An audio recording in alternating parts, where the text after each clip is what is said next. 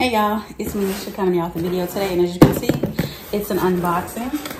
So y'all, my Michael Kors Bumbag arrived today, and I'm ready to see it. Ready to get my hands upon it, okay? So, I'm not trying to make this video long. Y'all can see, lighting's still a little jank, but it is here nonetheless. So let's get this out the way. Hope I ain't janked up everything, but you guys, it is here, and I am excited.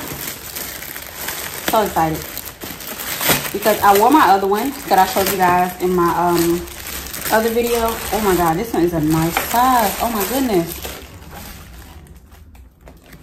it is a nice size. I should have got that other one just to compare the two, but I am not tripping. I'm not tripping. Hope I'm in frame. Yes,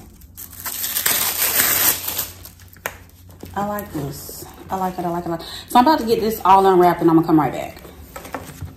Okay, so we've gotten it all unwrapped and whatnot, and I love it. Like, I loved it when I seen it online. I love it when I seen a few of the videos from a couple of ladies here on YouTube. And I love it now that it's in my possession even more. Yes, yes, yes. Everything got this thing stuffed to capacity. I can leave that one in there until I'm ready to wear it. But yes, you guys, I am so excited about this. So now y'all know the moment of truth. Yeah, I'm not keeping this strap on here. It's a no. It's a no for me. Let me, yeah, no.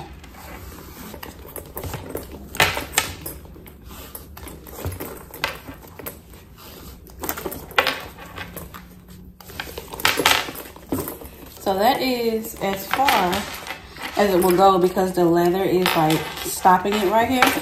So I'm about to see how this look across. Hold on. Okay, you guys, so crossbody, it's not bad on me, but this feels very, very snuggy, being that I can't, like, you know, maneuver it or move it or anything.